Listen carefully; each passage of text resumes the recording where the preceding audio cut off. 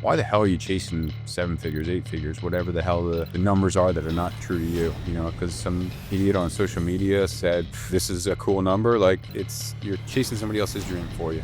You can't read the label from inside the bottle, but at the same time, we think we know everything about how to run the business. To pay yourself that salary, you have to make triple that money. Most agencies start with like the ego of I can do it better, or I'm a better fill in the blank. And I had no clue how to run a business. Welcome to Agency Bytes. I'm your host, Steve Guberman from Agency Outsight, where I help agency owners build the business of their dreams. This week on Agency Bytes, I'm joined by my friend Todd from Tresnick Media. Todd's a dear friend, returning guest from episode 10, you might remember. And Todd was instrumental in helping me develop both the confidence to launch Agency Outsight, as well as the name itself, which we've talked about on Throwback episode 10. But I didn't invite Todd on again for me to interview him. Instead, we're flipping the mic around and Todd's going to interview me. This is my Jay-Z reintroduction episode, and it's Todd's game, and he's in charge. So, Todd, turn it over to you, my friend. Well, thank you guys very much for listening to the show. Today, I have the amazing Steve Guberman, who is the founder of Agency Outsight, where he helps agency owners build the business of their dreams with clarity, purpose, and profit. A former agency founder himself who successfully exited his own firm, which I can't wait to talk about that journey in this episode. He's now guiding creatives, marketers, and digital leaders through growth, positioning, and the complex decisions that come with scaling or selling an agency. I love talking about the acquisition and selling side of things that Steve has become a real expert in. You guys are going to love what he's talking about if you own an agency, so make sure you're staying through all the way for all the details on that and his insights through experience and further with helping people more recently with it. As the host of the Agency Bytes podcast, Steve shares real stories and lessons from top agency leaders. In this episode, he is that top agency leader, which he will humbly accept whether he likes it or not right now. And we will be getting into how he helps others grow with more intention. So, Steve, welcome to the show, my friend. Congratulations on getting this far. Seriously, like what is podcasts, I think, last like on average less than 12 episodes and die off. So I think if we were to look at the stats, you are in the top 0.1% of podcasters at this point. But I really got to acknowledge you being so consistent with this channel and just bringing all the genius to the world that you do. So first, I want to just acknowledge you and show my gratitude for what you're bringing to the agency ecosystem. Just with all this free content and expert stuff that you have shared on your platform for agency owners, and now what you do on the coaching side, helping them individually in the small groups, and now where you're even helping with on the M&A side, which I think is freaking awesome. And I have some personal questions that we messaged on Facebook about, and I'm going to share that publicly today so that people can get more into your brain in a real life little mini consulting Q&A at the end. So how did you get started in this whole agency world? Take us on the quick journey of Guberman. Man, that's a good throwback question. I appreciate your time. First of all, it's weird having spotlight on me. I'm usually like, I'll be the guy at the barbecue on the grill, so I'm not like in the spotlight. But that's a nice little trick for introverts. I like that. Oh yeah, hide out at the barbecue. But what's funny is, I grew up as an artist and sculpting and painting and anything. So that took me out of like academia. And in high school, I was a total screw off and like barely graduated. And so like I was not college track in any way, but eventually I got my shit together and found a graphic design course at a community college. And I never even knew what graphic design was. And so I took this course and they were like, yeah, graphic design is like, look around you, everything, somebody designed it. And literally like it was somebody took a veil off my face. I was like, holy shit, posters and ads and all, like, I don't think I ever noticed it before, book covers. And that just lit me on fire, man. And it was like, oh, I can take this thing that I used to be passionate about, art, and learn about design. And so I went to design school and became a designer and worked I worked in-house at Panasonic. Work for a few small agencies, and I realized nobody knows how to run a business. These guys all suck, and I can do it better. And big apologies to my former, bosses at those agencies, because I had no idea how hard they had it until I thought I could do it better. And I think most agencies start with like the ego of I can do it better, or I'm a better fill in the blank. And I had no clue how to run a business. I come from an entrepreneurial entrepreneurial family background. My parents both ran their own businesses. So I was like, how hard could it be? Mom and dad can do it. I can do it. And so I launched my agency, and it was the hardest thing I think I had experienced to that time, up to that point. And yeah, I don't know. Fast forward, I grew the business. I did an acquisition in like the earlier part of the business, I think year 2 or 3. And then I ended up selling the business in year 10, spent 5 years with the acquiring firm. And then I launched Agency Outsight in early COVID. That's awesome, man. And I mean, I think that's a classic story of, and mine isn't too dissimilar, of like, started as the expert technician, right? And you were in graphic design. I was in, websites and digital communications. And then it was like, I could do this better. I was in corporate, which we found out later, actually, we maybe even worked together back in that day and didn't even realize it. But we would have these vendors come in to do these like little mini projects, and they were making so much more money than I was on these little projects. And I'm like, this would take me like 2 days to do. Why am I working here for like, what they're making my annual salary in a month? And I think so many of us agency owners start with like having the skill and then being like, I can do this better. Let me start a business. And it's like, oh, wait, graphic design and owning a business are two totally separate skill sets, right? When I read the E-Myth the first time, I was like, oh shit, that was me. Yeah. Like I wanted to make the pies. I wanted to be the plumber. I wanted to do the craft. I didn't realize I was going to also have to run a business or get it was just a lot of surprises. Yeah, man. But, just kind of like you took that experience and that turned into now what you're doing and bringing to the world. And it was like, you started off like, whoa, this design stuff is cool. I can like help make better posters and better book covers and better, design stuff. And then you brought those skills to companies and it was like, oh, I could do this business thing better. And then you went through and you got all the bumps, bruises, blood, sweat, and tears, and successfully exited through there. And now it's like, hey, let me bring all of that now to the agency owners so that they don't have to have that same amount of stress and struggle, that you can help them, get through faster, easier. Hey, it's all going to be stressful. There's going to be bumps and bruises along the way. But if we can lessen that and mitigate the risk by having great outsights, right? Like that's where Agency Outsights is so awesome. And I think for agency owners particularly, it's like, you can't read the label from inside the bottle, but at the same time, we think we know everything about how to run the business, right? So like, talk to me about like the inspiration that really drove you into starting Agency Outsight and like the mission that you are on with this company. Yeah. So I'll take you back to January of 2020. The world was still alive. We had not experienced COVID yet. I left the agency that bought mine. I was there for 5 years, and I learned so much in that 5 years. And in the 10 years that I ran my agency, I'd gotten 3 or 4 master's degrees in marketing and agency operations and biz dev and all of that.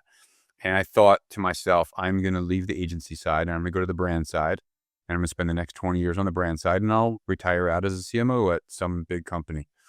And I got a job at an organization that was I was sold a really good bill of goods. Crazy salary, good benefits, autonomy, or so I thought. And then I get in there and it's one of the most toxic organizations I've ever stepped into. And it was extremely micromanaged. Just to clarify, this was on the brand side as a business, not as, Yep. I was brought in as like VP of branding, or I don't remember what the title was. Yeah. And it was the most micromanaged organization I've ever been involved in. And I was introduced to EOS there. The book Traction was given to every employee. The CEO was a huge evangelist for it. And so they believed in some really good principles, and I learned a lot there. But which those are like green flags early on, on the surface. Oh, I was eating it up, hook, line, and sinker. Yeah. And plus it was like a 10-minute commute, so why not? I stayed there until August of that year. So during that time, I started in January. In February, 6 weeks later, my daughter died by suicide. I took a few months off of work, maybe, I don't know, a month or 2 off of work. And when I was able to get back into it, I was never able to fully re-engage. Emotionally, it was just grief fog, brain fog. I don't know. Yeah. I couldn't fully engage. And so to the CEO's credit, he was like, listen, take as much time as you need. when you are able to commit, I need you to commit though. I can't have you part-time. And so I tried and it didn't work out. And, we parted ways pretty amicably. Um, and, and then COVID set in before I left. And then COVID set in, and I was just kind of like wandering through my garden, like, what am I going to do next? And I didn't need to work right away, but I knew that I needed to find a purpose, right? So part of the grief journey is there's got to be something that drives you to like reground and like recommit to society. Or that was my process at least. And also I'm a purpose driven person. I want to help people. I want to be of service. I want to make some kind of an impact, and I can't give me $1 billion. I'm not just going to sit around and eat bonbons. Like I'm always going to need a something. I'd like to And see the so I garden that started, you would build, though, if you did have that $1 billion. dude, imagine that, man. Ashley would be pumped. So I dug into gardening that year big time. It was very grounding for me, pun intended. But like being one with earth and seeing things grow from like a tiny seed, and like that whole process was very like rejuvenating for me.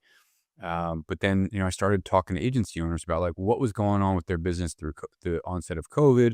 Was there a way that I could be of support? And so I started doing like small projects for agency friends, consultancy, whatever you want to call it. I didn't want to be a fractional because if you remember the world at that time, everybody became a fractional something. Yep. And so I spoke to you, I spoke to Darren, I spoke to Gilbert, and there was one other person. Oh, Lou from BCS. 3 of the 4 of you said, you got to talk to Kelly Campbell.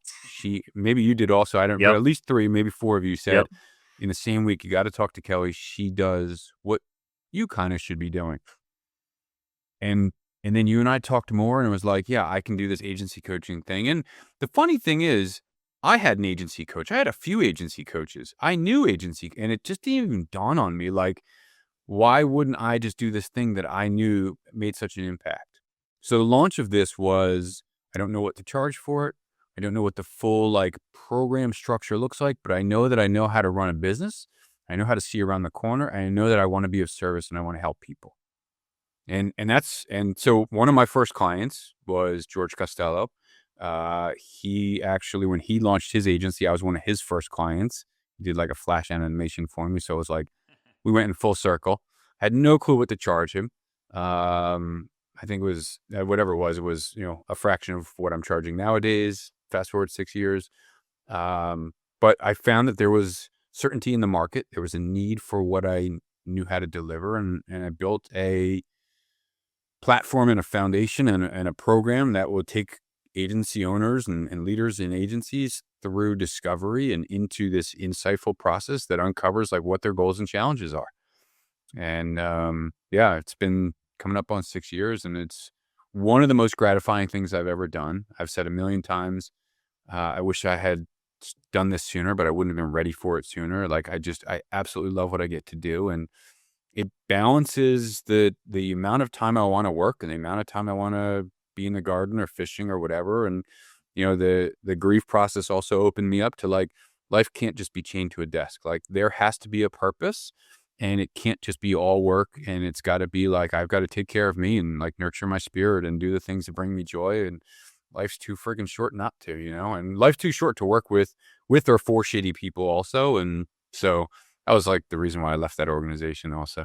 Yeah, totally, man. And I mean, obviously your situation kind of took you to the extreme side of things, forced into finding more purpose and more intentionally and being grounded. And like you said, not being chained to the desk. But, how many agency owners that come to you or that you even see, in your whole purview that, have not been pushed to the extreme where it needed to be a sledgehammer into the face, but like, how many of them are chained to the desk and don't even realize it? And how do you help them kind of first see it and then break out of that so that they feel more purpose and fulfilled in their work? Most are, and don't even if they realize it, great. If they don't realize it, like it's, hey, you shouldn't be working 80 hours a week. Oh, really? I thought that was the job I signed up for, right? So we launch this thing and it becomes this ball and chain as opposed to this like asset and this thing that can give us freedom in life.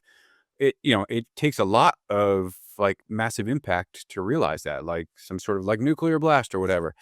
I'm working with so many really, really smart and creative people who are committed to building this thing, but they don't understand, again, reference to E-Myth, the difference between working in and working on the business. They don't understand, time blocking or prioritizing things or delegating things, or like what their core job should be, or that they should even have a job description that says, here's where I start and stop, and everything else gets delegated out. And how to read, cash flow or P&L statements, like all these things to give them the freedom to say, this is an asset that I've built that can carry me through life, support my family, give me something post-retirement, like all these different things, as opposed to, yeah, I work a job and, I'm tied to the desk 80 hours a week and nights and weekends. And listen, I'm not going to attribute my agency to why my first divorce is not still going on, but I know we both sat on the couch with our laptops nights and weekends. Like when the kids went to bed, we were on our laptops. That's no way to freaking live.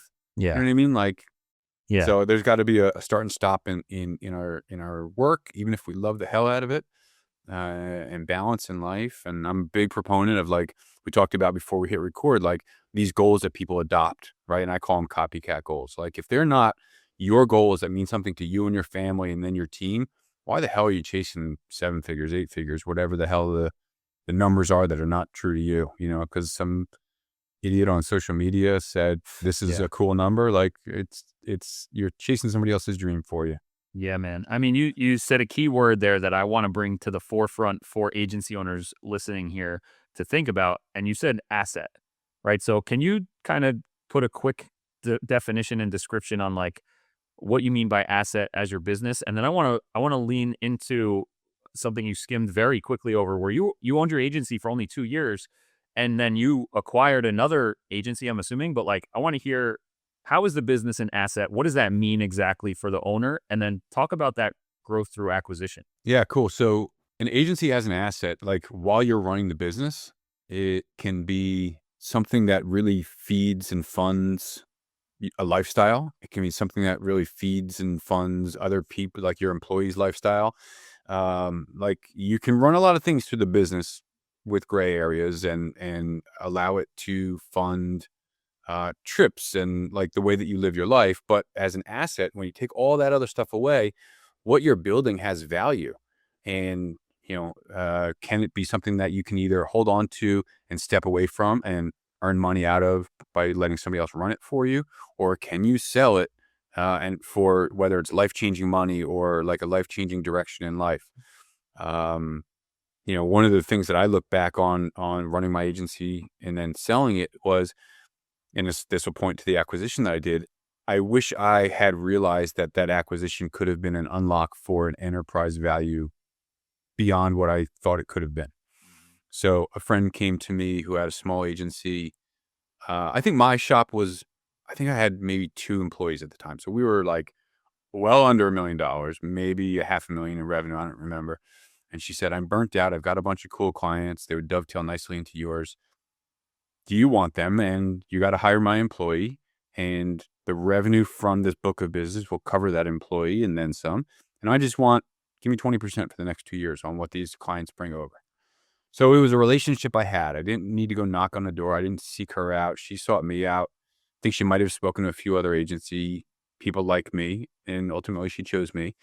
It was the easiest thing to do. It infused a ton of cash into the business. It brought me a new employee who was game-changing for what the kind of work we were doing. She was my first designer. Before that, I had a developer and intern, and I think I was like the lead designer, and we used freelancers. So I had my first like full-time designer, first full-time developer. And that really like gave us a huge bump in the trajectory of the business. If I realized then what I know now, I would have done 2, 3, 4 of those a year. Right? Yeah. Because then when I sold my business, selling my business checked all the boxes that I wanted it to check at that time.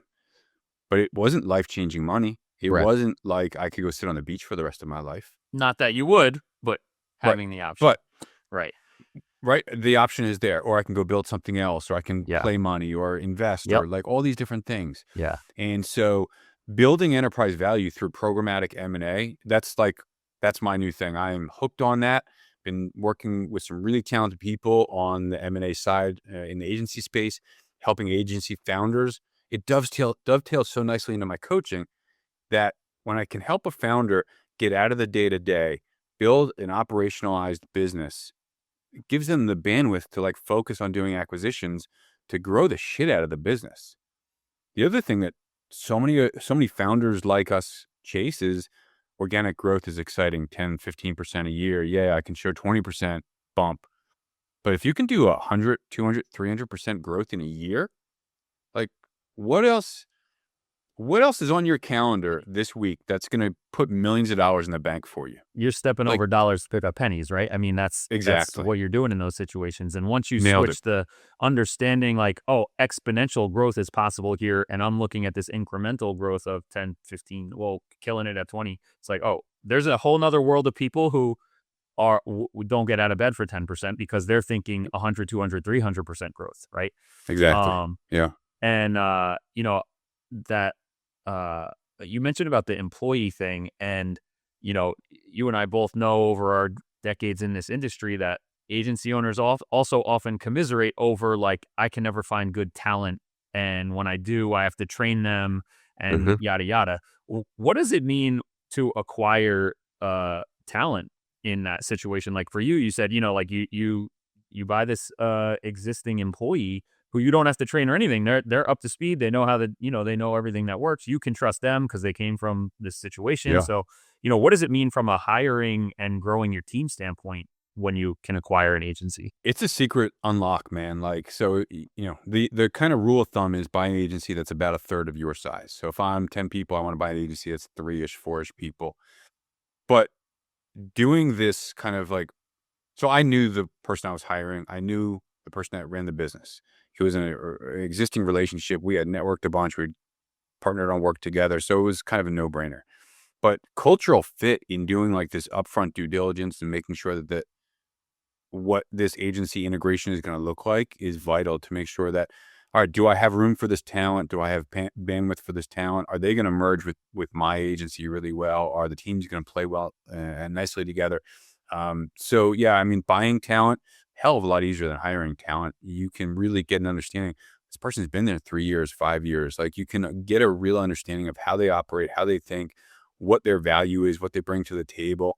Versus, I interview this person, they look great on paper, I think I'll hire them. And how many interviewees like just show up real well in an interview and they show up for work and they suck, right? So it's a huge unlock. And buying talent is one of maybe 4 or 5 reasons why you can do an acquisition. You can buy a book of business, you can buy EBITDA, you can break into a new vertical, you can buy talent.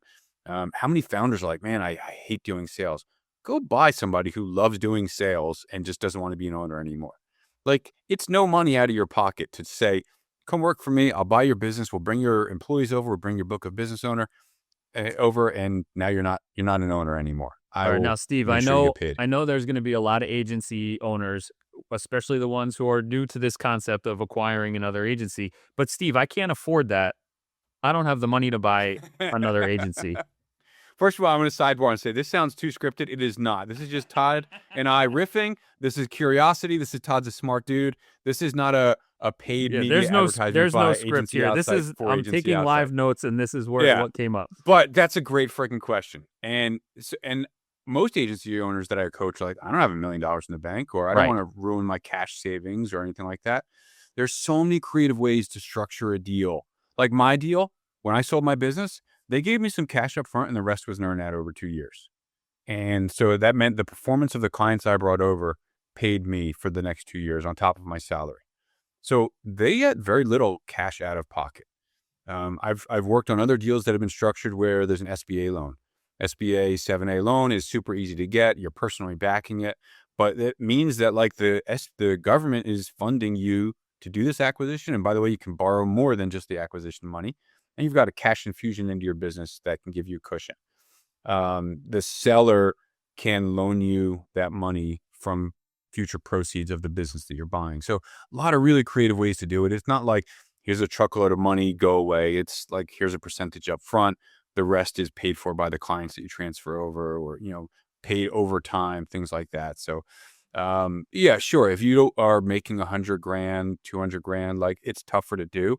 But if a business, I'm working with a founder now, He's about 350 in revenue, and he's looking to make his first acquisition, and he will probably not need much cash out of pocket.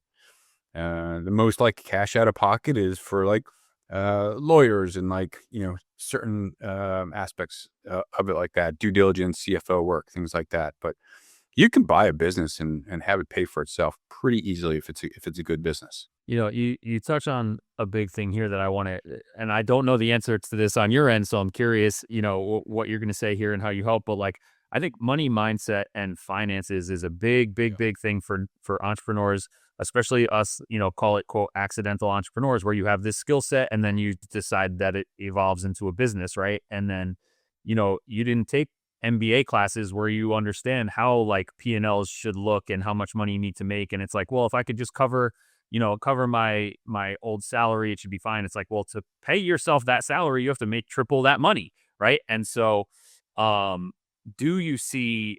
And then there's also the incremental versus exponential, like the mindset of people who are like just trying to pay myself a normal salary, quote unquote, versus I'm a business owner entrepreneur who should be building enterprise value. So, is that something you work with your clients on? That money So mindset and understanding that like whole yeah, structure and opening them up to what's really more possible? yeah. I mean, I don't typically get too much into the weeds of their money, but I do want to talk to them about like how to think about the business of the money of the business, right? And Hmm. if that makes sense, like, so for every dollar that you bring in, like 30% of that should be profit. For every employee you bring in, you should be triple billing them out. So if an employee costs you totally 100 grand, you should be billing them out for up to 300, 2 to 300 grand, like that kind of thing. So Okay. we do a lot. I almost said we do a Sure. lot of work around like what the structure of the numbers of the business are, but I don't really get into like their personal financial mindset. And I don't know, Yeah. maybe that's a gap that I'm missing. Well, I Most think of the even founder, there's even and to my, I wish I had you what year is it? Shit, I don't know, 15 years ago, right? Because that was, a bit of my story of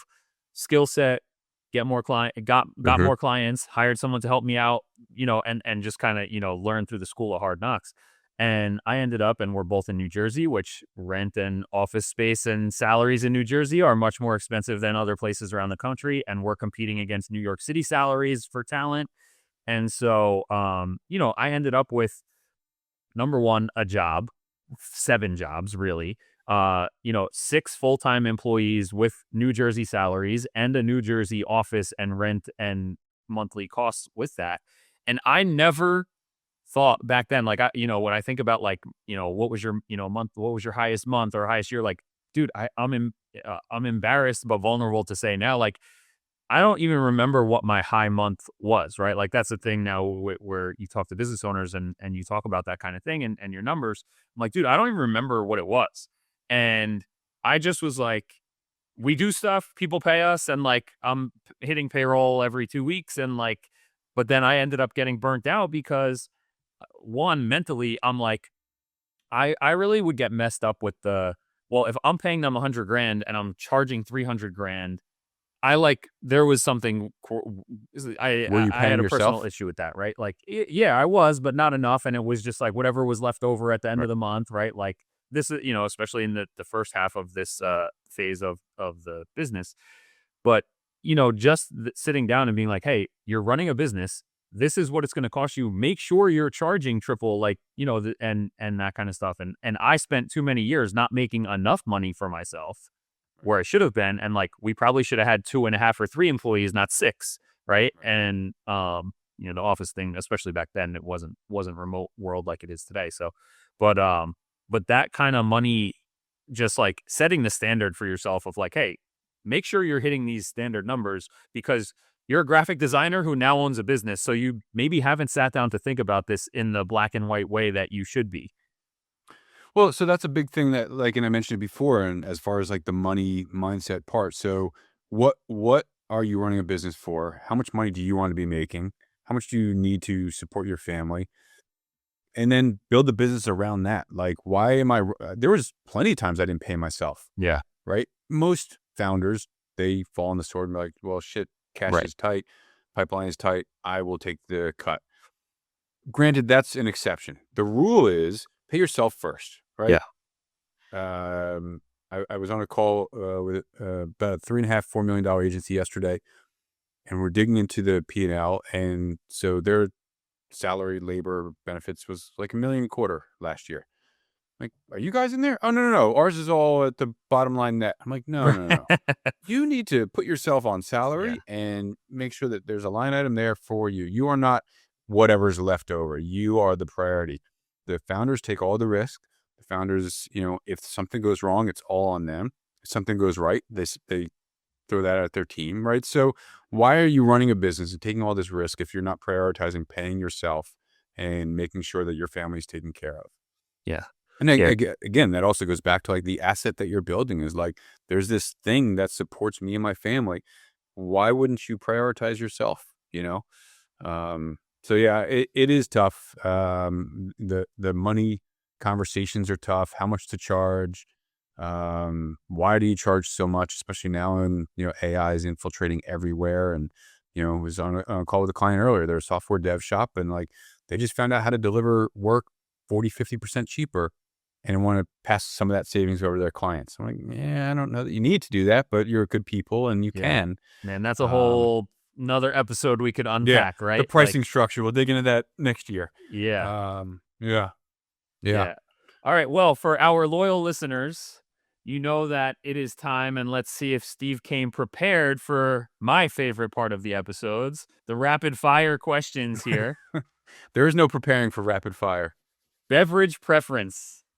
Coffee, tea, something else? All right. What's one of your favorite easy productivity habits?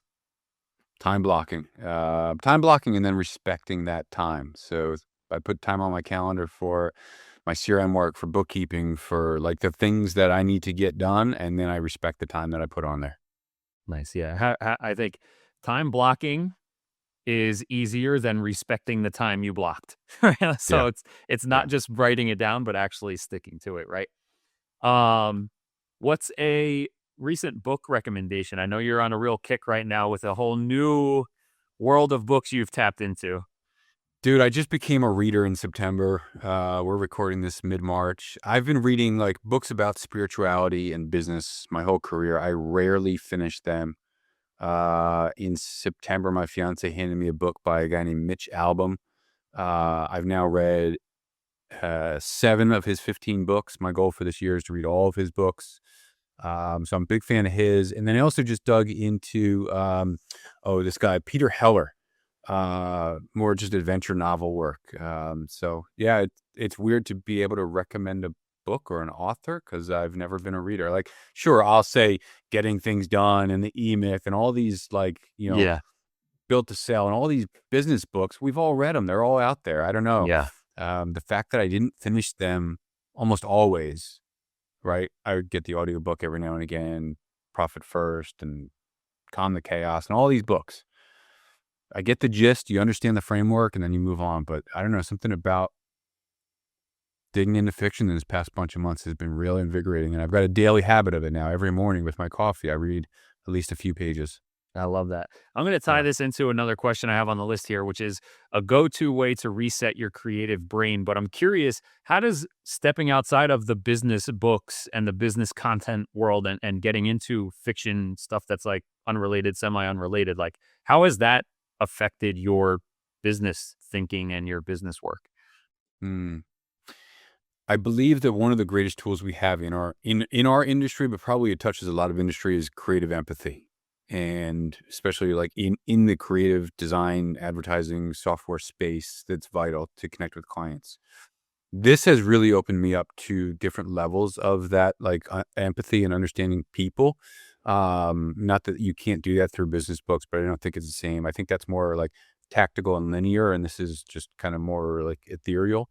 So in that way, but for me, like go for a walk, get in the garden, go sit in a river and go fishing. Like those are like my true resets. I also have a daily meditation habit that keeps me grounded and is vital to like just my peace of mind and ability to connect with other people. But yeah, these different kinds of books have really opened me up to, I'm giving a talk in Florida next month about like the human side of relationships and nothing to do with AI or robots. And it's all about like that empathetic connection that we make with our clients.